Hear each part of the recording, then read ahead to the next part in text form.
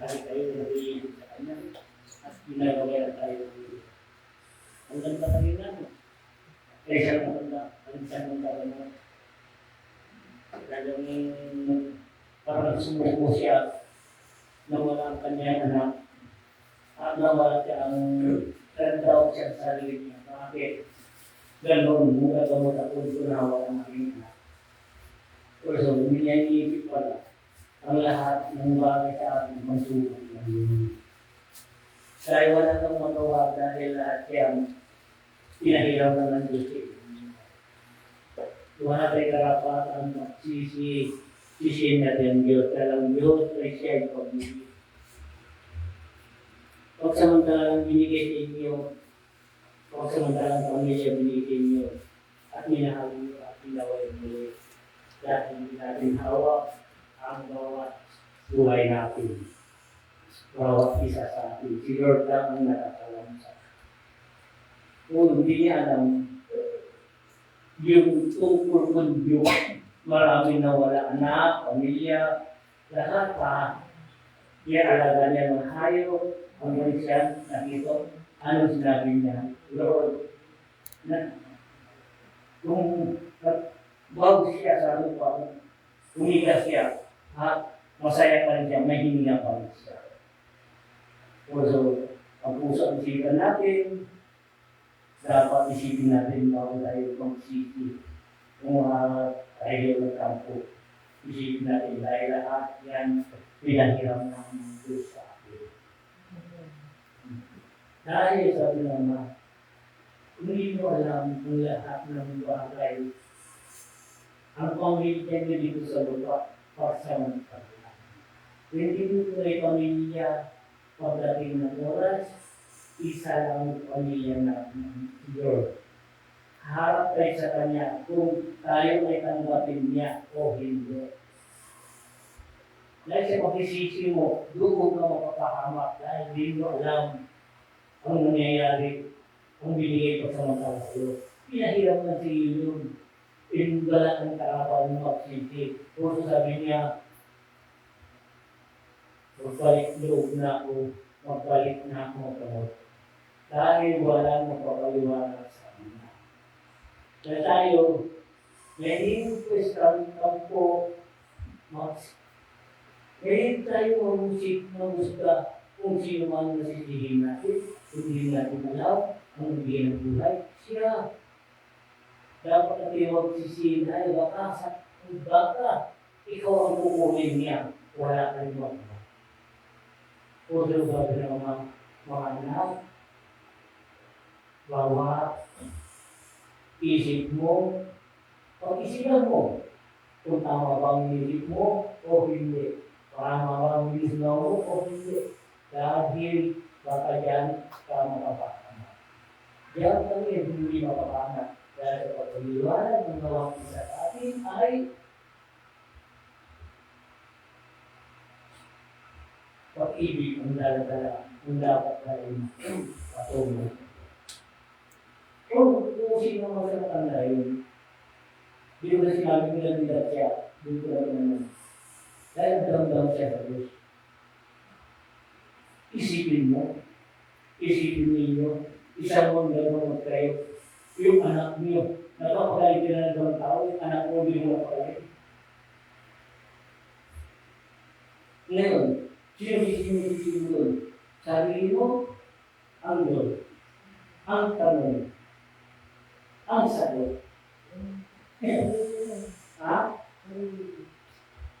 Yes. Dahil ang lahat yan, dapat magpasalamat ka.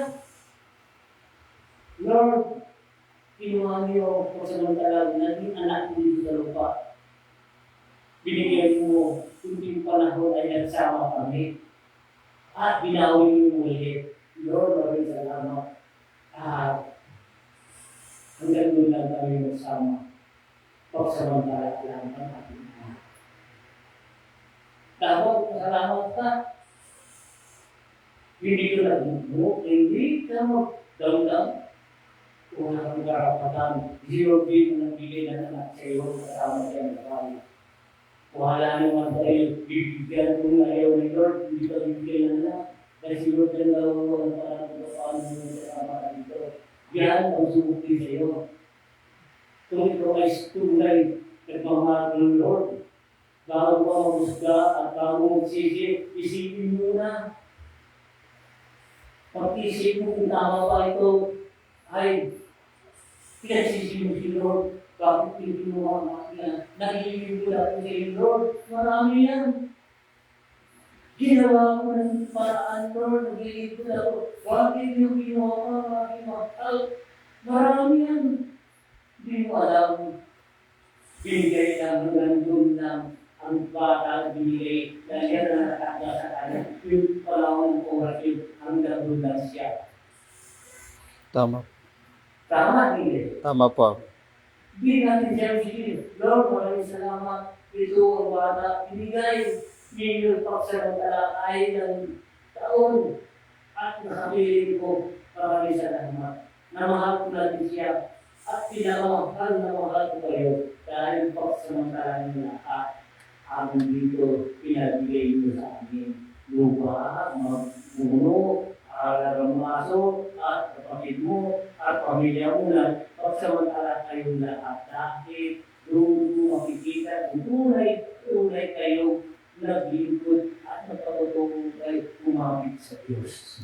Amen. Amen?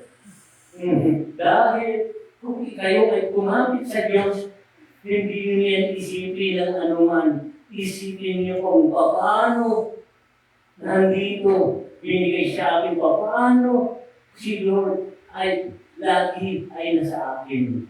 Lahat yan, iniram lang natin sa Diyos. Por eso sabi ng Ama, yung pag-isip ninyo, kung isipin ninyo, kahit minsan, kahit kailan, di po kayong pinabayaan na yun lang ang nakakatawa bawat isa sa inyo dito sa lupa. Wala tayong magawa.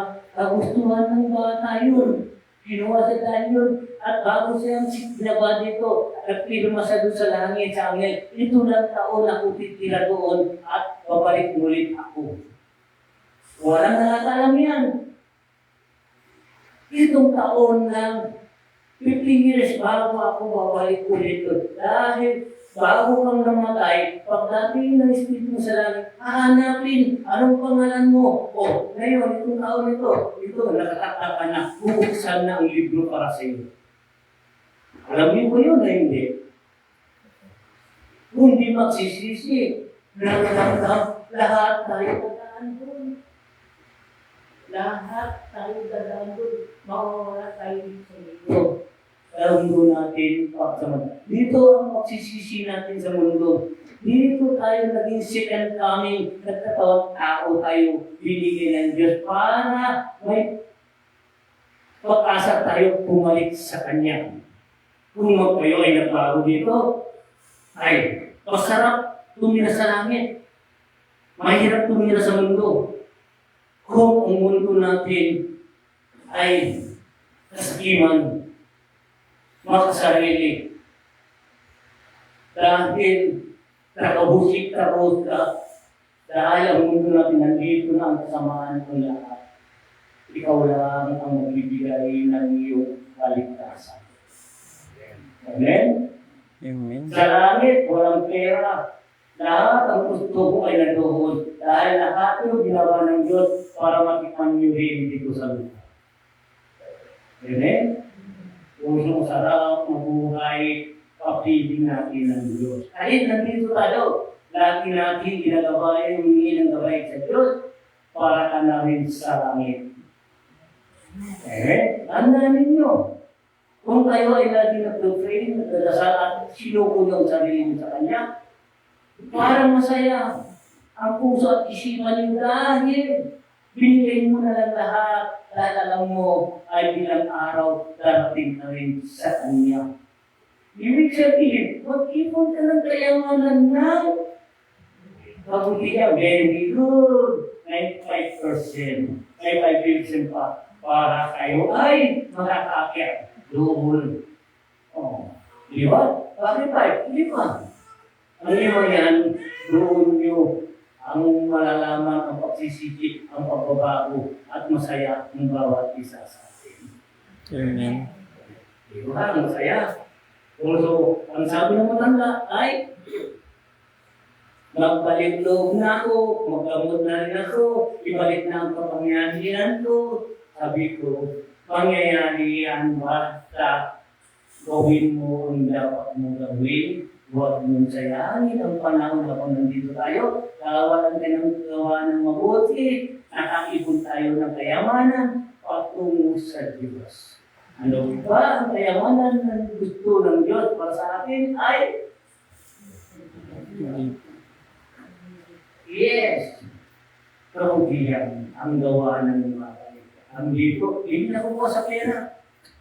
Hindi nakukuha sa manong bagay na magandang. Ang pinakamaganda ang gawa mo sa kapwa mo. Gawa mo sa lahat ng bagay na tagalugdo na kagustuhan. Dito mo ang Diyos ay nasa iyo. Amen. Yun ang aking sasabihin. Maraming salamat. Ito po ang basbas sa inyo lahat.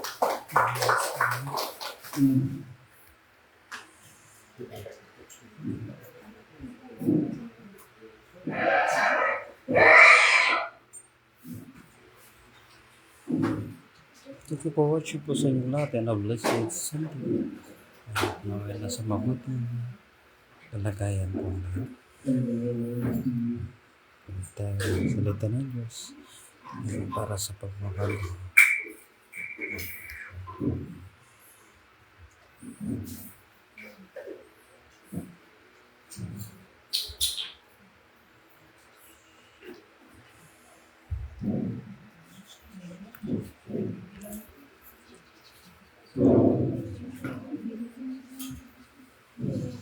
Masarap. Maraming salamat din sa inyo lahat.